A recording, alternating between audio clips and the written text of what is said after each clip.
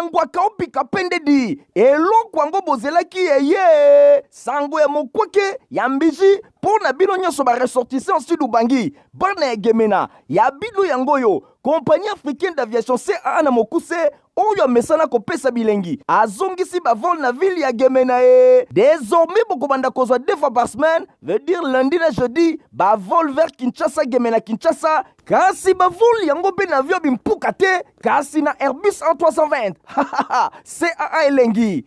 bangwaka boa elengi boa suka po moto eloba etumba nangwaka opika pende akosa te po bompikiliki boa nango pardon CAA 30 ans d'expérience mokoka na service ya peuple congolais mokili mona pendima les lois sopeli bana gemena luxe ya mpepo pe savoir faire na ye na CAA mosala se mosala. Bon début de semaine à votre avis, merci pour vous aider pour la télévision. On a vu pour la info la journal, il y a peu pour la peuple tout pour la journal ouais lundi 30 octobre pour le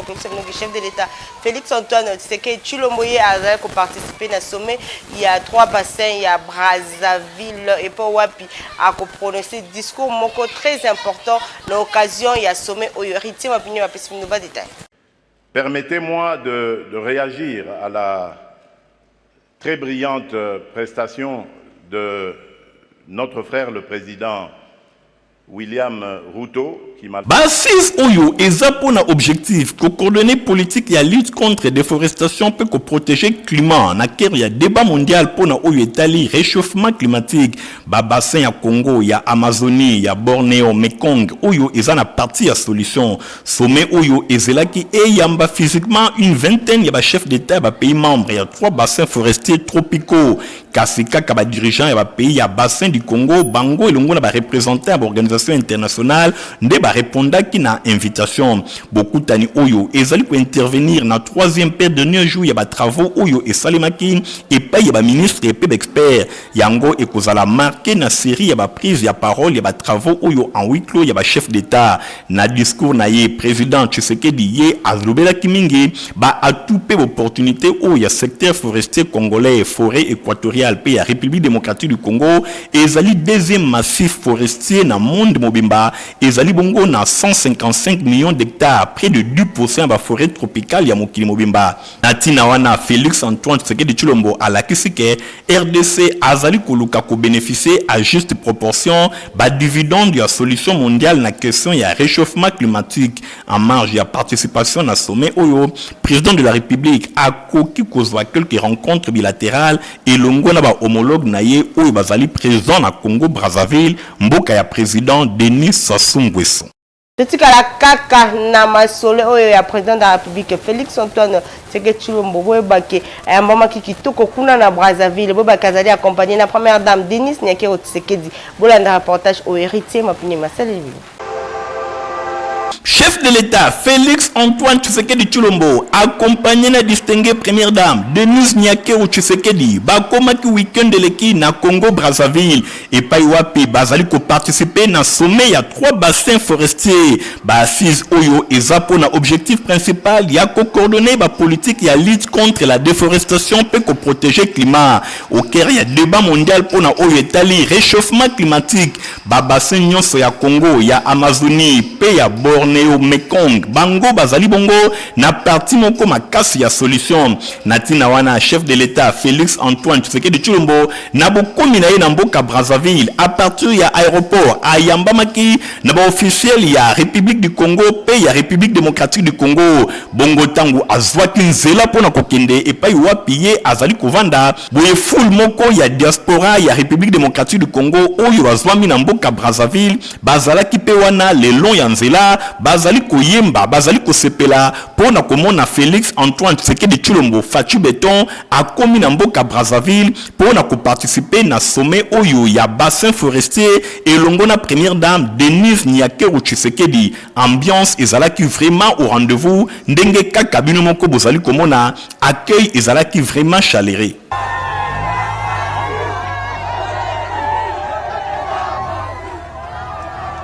Premier ministre Jean-Michel Sama akoma ki dimanche 29 octobre kuna na Buta na province ya Bawele epo wapi amemela ki bango message ya bolingo ya président de la République Félix Antoine Tshisekedi Tshilombo Nadine Sona ba précision. na Jérusalem yena ni chef ya gouvernement numéro 1 ya ba warrior Jean-Michel Sam Lukonde Kenge tango akitaki na aéroport ya Buta kuna na province ya Bazuele population na ba membre nyonso ya province oyo batondaki na esengo kaka ndenge bozali komona ebongo tango azwaki maloba chef ya ba warrior Jean-Michel Sam Lukonde Kenge atalisaki esengo na bango ya mbote apesa bango mbote oyo président de la République Félix Antoine Tshisekedi Tshilombo apesaki bango na sima ayebaki kotalisa bango ke azali au courant ya état ya mabe ya nzela ya Buta Kisangani kuna alaki bango te akose penche ye moko po ete misala ya nzela oyo esalema na lombango. À propos ya électricité, chef ya gouvernement a annoncé boye ya puissant groupe électrogène avant le 20 décembre. Kuna a évoqué la réalisation il y a 5 ans, il y a président de la République Félix Antoine Tshisekedi Tshilombo na faveur ya population à Monisibongo, gratuité ya enseignement, na construction il y a 36 écoles primaires na Bazuele, na cadre ya PDL, programme ya couverture ya santé universelle, oyo ebandi déjà na Kinshasa, to Monibongo gratuité ya maternité,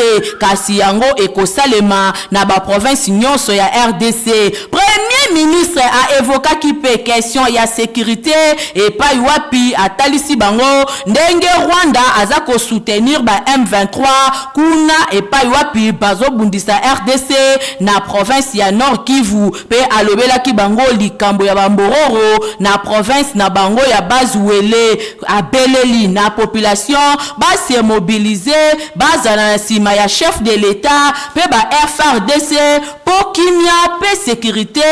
ezonga pambate centimètre mon côté ya territoire congolais et kozala cédé et pa ya banguna ya mboka na oyo etali misala et pa ba jeune premier ministre atalisi ke gouvernement na ye ba bandi ko créer na secteur agricole na cadre ya diversification économie congolaise. Na occasion premier ministre a remetté ki na population ba matériel agricole tomoni bongo ba tracteur ba moto ba semence po ete province ya Bazuele ezonga na statut nango ya grenier ya République démocratique du Congo na ngambo ya population bango batindeli nde président de la République message balobi ete azala kimia Bazuele bako voter à 100% baza impatient ya kozelae.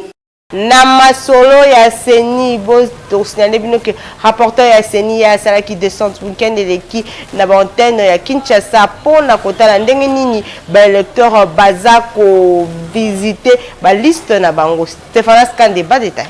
Ezali Korenye, bisika nyonso na ba antenne ya commission électorale nationale indépendante période oyo ba électeur bazali koya ko vérifier ba kombo na bango na ba liste provisoire pona misusu pe misusu bazali koya ko za ba duplicata pona bango bayeba na koleka na élection na ndenge ya malamu. Patricia Seya, rapporteur ya commission électorale nationale indépendante aleka ki pe week-end eleki na tournée na ya salaki na quelques antennes ya Kinshasa descente oyo sur terrain ezalaki na souci ya kotala ndenge nini ko améliorer ba condition ya consultation ba liste ya ba électeur pe lisusu obtention ya ba duplicata et ba na kosalema na ndenge ya malamu pona ba nyonso ba perdre ba carte na bango na antenne ya Selembao. Madame Patricia Seya abetaki masolo na chef d'antenne Micheline Tekangi elongo na ye ba passaki en revue ba disposition pratique nyonso ezali observer pour na prise en charge ya ba consultation ya ba liste provisoire ya ba électeur prise en compte ya ba réclamation pe ba demande nyonso ba duplicata après entretien oyo rapporteur ya centrale électorale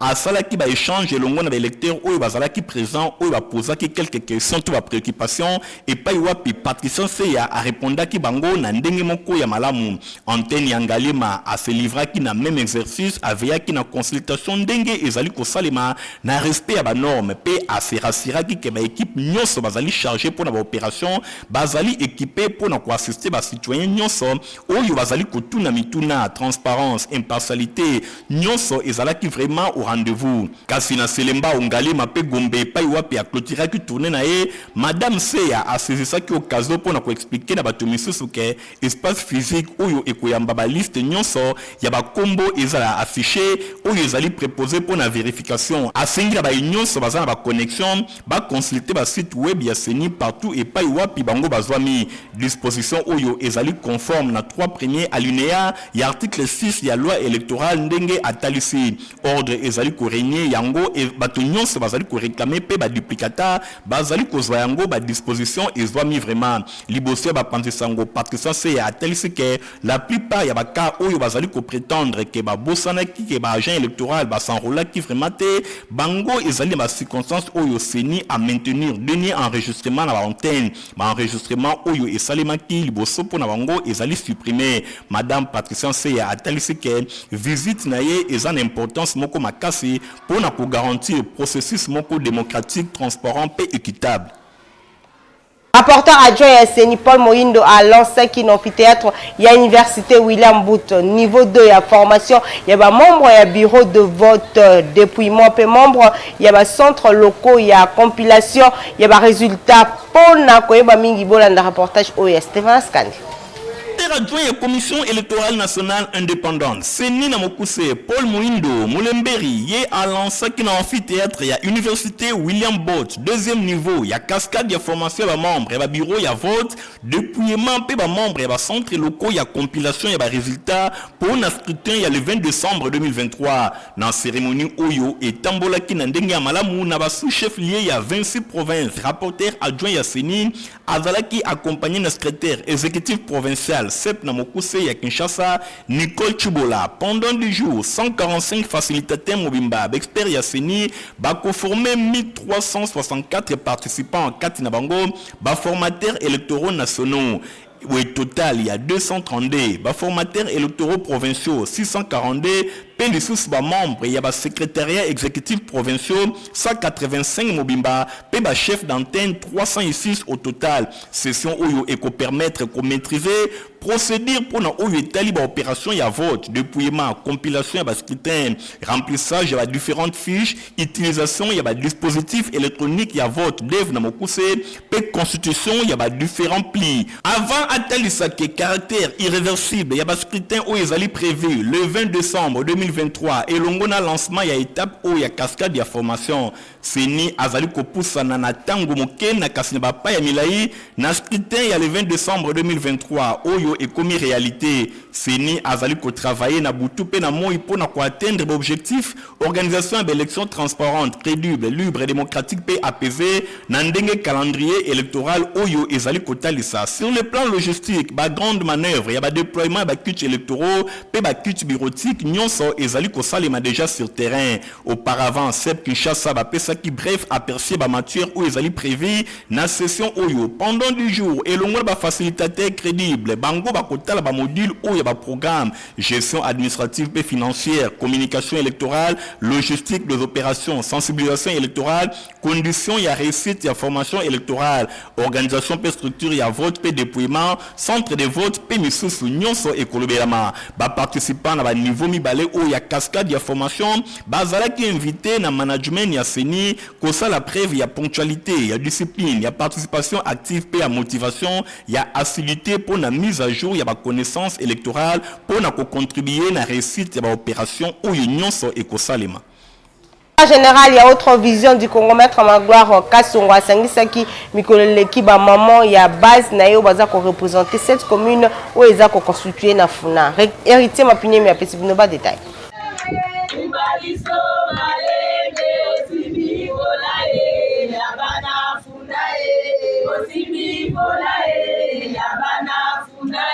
Secrétaire général, il y a autre vision du Congo. Maître Magloire Kassongo, Azali Kolembate, Tango Nyoso, Azali ko réconforter ba base naye, il y a circonscription électorale ya Funa. Mon côté à Bossanike, Azali candidat pour la circonscription électorale ya Funa. Secrétaire général, il y a AVC parti cher, il y a Maître Dide Boudimbu, Bosimbake, Nyoso et les kai qui toko ndenge bozali ko mwana bilili, Asangisaki ba base naye Nyoso ya circonscription électorale ya Funa, ba mama oyo bazali ko représenter représenter cette commune ya Funa bango nyonso bayaki na masolo nyonso elekaki vraiment kitoko mwana mboka maître Magloire Kasongo secrétaire général ya AVC et coordonnateur adjoint ya AVC et allié abeti masolo elongola ba mama expliquer bango vision na ye par rapport ya développement ya circonscription électorale ya Funa bosimba ke échantillon oyo ba mama bango nyonso batondisamaki vraiment nesengo basepeli makasi po na vision na ye bosimba ke azali kokoba tango nyonso ko réconforter ba base na ye ko redynamiser bango pe kotalisa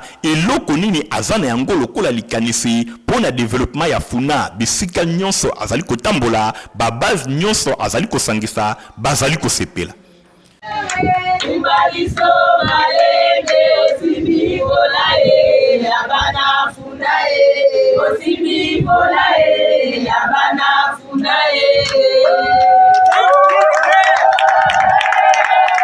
Honorable Nera Mbungu, député national élu Yamo Ambaye Ayamba Maki dimanche 29 octobre na paroisse catholique Bon Pasteur où ils ont la commune ya Kisenso. La Dilando Rite Mapinemba détail.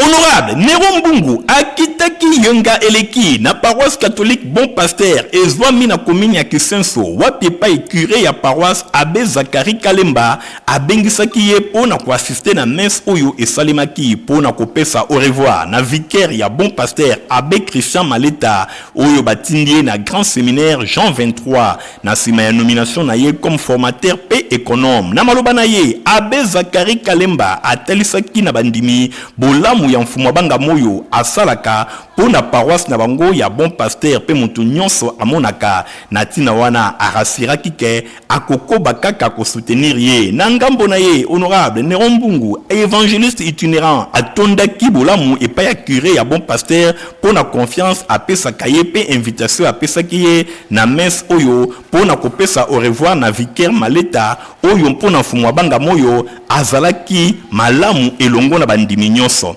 Ça va la implication que pour un papa dans la Christian, il fallait qu'à il ne faut pas que vous allez bongo n'enge papa Zachary Alobi na témoignage de l'autre sur pas une chose qui est dans ça dans sa mère au se comporter kaka bongo et papa Zachary oye baté ils sont non sur bana Bon Pasteur de l'ingakayo pour les kayo. Nassima Mateya, nouveau formateur paix économe ya grand séminaire Jean 23 a remercié qui paie l'homme du peuple paix mwana na ye Bobo Mbungu pour na nyonso oyo basalaka. Esprit de partage et ami tout dans toujours tant que fait la macro nous sommes dans côté dans côté à papier ça je le dis la paroisse est sur côté à papier et puis dans ma candidat nous sommes paroisse est sur Bosimba ke honorable Nero Mbungu azalaki accompagné na mwana na ye Bobo Mbungu ba membre ya ba différents bureaux na ye pe délégation ya complexe scolaire Mama Pemba avant ya kobima na paroisse bosimba ke candidat na députation nationale po na mo amba pe na provincial po na commune ya Kisenso honorable Nero Mbungu azangaki te ko communier na bandimi ya paroisse Bon Pasteur batata ba mama pe bilenge batondisa makine sengo po na koyamba ye boyende ezalaka. La masolo est honorable Nera Mbungu qui la paroisse c'est Lembagar Mingi Penza le ministère de jeunes Banganza qui dimanche 29 octobre conférence débat na thème que personne ne méprise la jeunesse pour wapi orateur principal les alaki bongo Bobo Mbungu o azali moi honorable Nera Mbungu reportage. Conférence débat ya Kafu ezalaki week-end eleki na paroisse CAC Lembagar 1 ministère des jeunes Mijeak na Mukuse bangonde organizaki yango bosimba ke intervenant ya ndenge na ndenge bazalaki wana kasi intervenant to orateur principal ezalaki bongo Bobo Mbungu oyo azali fils biologique ya honorable Nero Mbungu mfumwa banga moyo. Thème principal ezalaki que personne ne méprise ta jeunesse. Boyeba orateur mususu ezalaki lokola Redi Basafu pe Jacques Niati. Bango ba développaki thème principal pe ba sous-thème ya ndenge na ndenge ezalaki développé lokola balobi jeune influence tout monde balobi lisusu ba sous-thème ya ndenge na ndenge sur le plan boyeba talaki sous-thème oyo jeune influence jeune influence tout monde pe balobela ki ba aspect ya ndenge na ndenge lokola aspect politique, aspect économique pe social, aspect éducatif pe aspect spirituel. Bo simba ke ba orateur oyo ba impressionné ki assistance na ndenge ya kosakana te pamba te thème oyo que personne ne méprise ta jeunesse et se pelisa ki bilenge na ndenge ya kosakana te oyo nyonso ba assistaki na conférence débat. Bo simba ke bobombungu ye oyo azalaki orateur principal ora na ye ezalaki vraiment impressionnant pamba te salto assistance nyonso ba comprenaki bilenge nyonso bazalaki présent ba sepelaki balobi ba conférence ya boye esengeli ezalaka pona kosunga bilenge ba yeba na kotambusa kibulenge na bango na ndenge ya malamu. Bo simba ke bobombungu elongo na ba collaborateur na ye to ba intervenant oyo ba defendaki thème oyo na ndenge ya kosakana te pe nyonso ebandaki pe esukaki na ndenge moko ya malamu bilenge balobi ba conférence débat oyo ya boye na commune ya Kisenso esengeli ezalaka ebele. Bavol ya Kinshasa Gemena Kinshasa ici et bandaki na Airbus A320 na première vol les salemaki kitoko kuna na aéroport ya Gemena na dination la précision. 50 nde ezalaki Air Oyo Airbus A320 ya compagnie africaine d'aviation CAA na bokuse et kitaki pona mbala liboso na aéroport national ya Gemena depuis bakangaka escale oyo na 2016 na pied d'avion tomonaki maire ya Gemena Jacob Luba ya Mbuka oyo asaluaki commandant à bord Lick Scripsens na ba membre nyonso ya équipage avant amema bango po ba saluer ba chef coutumier ya ville ya Gemena pe bato ya nzinga oyo ba entouraki président national ya association socio-culturelle Ngambe Bouclier Mbaka Emmanuel Ngbali Gaza oyo ba bundi makasi elongo na ba autorité provinciale ya Sidubangi na fête ya Sidubangi pona ko convaincre hiérarchie ya CAA po bandima ko servir ligne aérienne oyo kitoko. Merci à la hiérarchie de la CAA qui finalement a accepté de répondre positivement à notre démarche. Nous remercions les ministres du Transport et de la Communication qui ont mis en conformité. Nous remercions également et nous remercions toute la population qui nous a soutenus. Toute la population qui nous a soutenus pour cette démarche. Ambiance ezalaki total na aéroport ya Gemena population bayaki ebele oyo babinaki na rythme ya groupe folklorique Gazawili. Et landisamaki na visite ya avion na kati epai ya ba chef coutumier pour na rendre compte ya confort pe capacité d'accueil nango pour na premier vol oyo bondi melangake CAA azalaki na 123 passagers na arrivé pe 92 na départ ya Gemena oyo ezali penza motif ya fierté pour na chef ya escale Monsieur Longondo GG. À la joie pour la journée d'aujourd'hui puisque mon patron m'a honoré. Je suis en train de rassurer la population que nous sommes là. Donc on a organisé 2 vols par semaine. Je sais que si plus on va augmenter le trafic, nous allons aussi modifier. On va ajouter encore un autre. Voilà la seule promesse que moi je paie, que nous sommes avec vous et nous allons desservir la contrée de Sud-Ouest.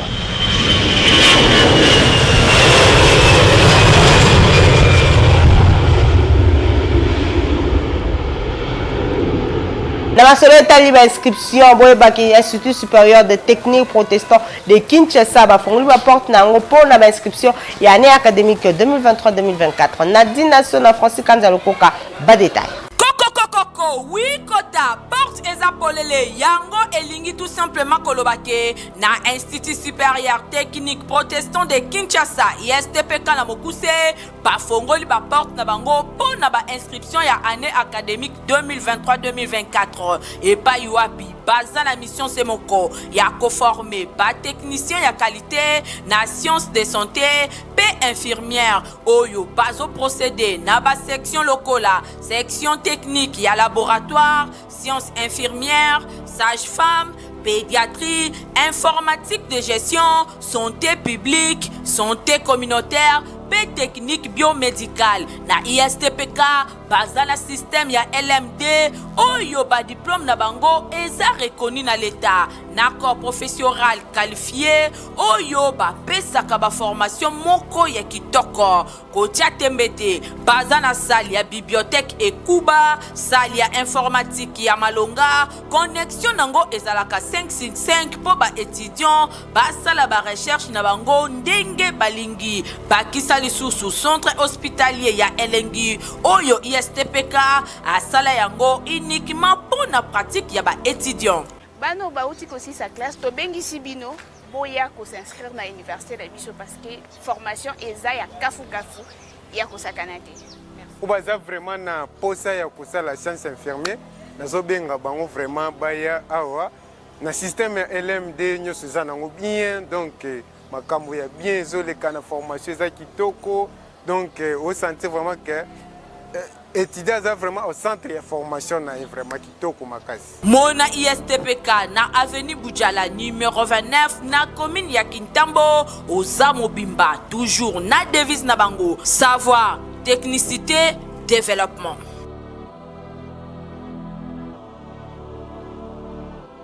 Ozana posa ya kobeta développer place ya surtout pe ya kitoko eza bongo na ba cyber Eric bolanda reportage oyo. Nini yango lisusu boye kondeko ozalaka boye menini boye okoyisa ngai malembe teko ya Kinshasa ofandi na 24 communes pe na baprovince to pe na Brazzaville yeba yango ke masolo ya développerie édition 2025 esi efandi du 4 octobre au 7 novembre 2023 yo mazuwa esi efongwami yaka kotente chance na yo autre occasion ya komona États-Unis d'Amérique mboka ya oncle Sam grâce ya Nzambe Congo yaya pe mokonzi na masolo ya développerie na Afrique centrale mobiba yeyo ADG Eric Mwamba patron ya bagence de voyage Eric Travel oyo ekanga masolo na Kinshasa ya kosambesa te na $5 ya poma par personne papa maman mema famille na yo mobimba mpona kotente chance yo mpe bamenga yo kanyon awa condition eza te awa na bagence de voyage Eric Travel bazali baspécialiste na développerie na Congo mobimba grâce ya qualité pe traitement ya photo matériel ya kitoko pe bagent expérimenté bazali baprofessionnel okanisi esili lufunuti na bagence Eric Travel prise en charge peu famille d'accueil ezali 100% assuré et chaque année plus de 1500 gagnants babimaka awa tala ba preuve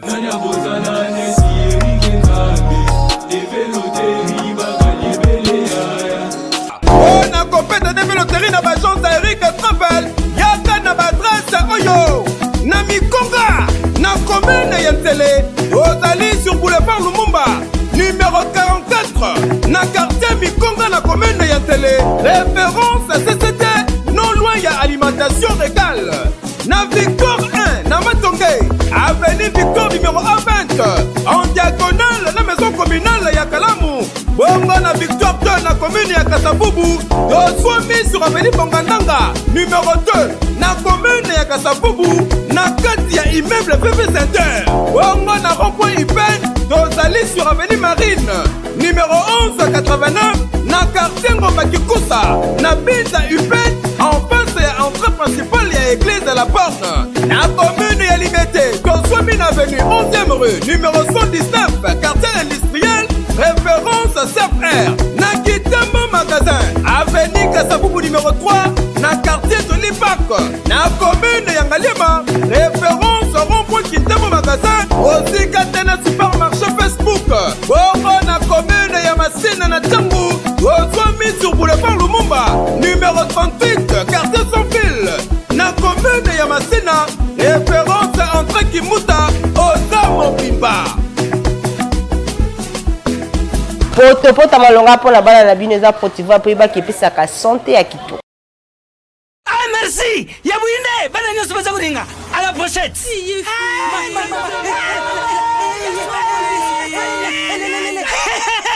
Buzala kwarme potiva etonda na protéine et énergie. Ah papa, merci pour les produits pour les enfants. Eh Bino, botela baonine. Botela kodona Bino. Mama kansa bomba bonga. Pona bana na yo bakuma rukura bana oyo. Faut laisser kabango poto Protivac. Et ça ba pota te. Allez, kamata. Bon appétit. Bana nyeso ba yaka Protivac. Ah ba sisi kulia ya bango Protivac. Ba bandi ba dansi na bango ya ba bébé pro. Tala. Ba yango. Tata kitoko ntoto makachi. Tukana mbimbi. Oyo tukana mbimbi.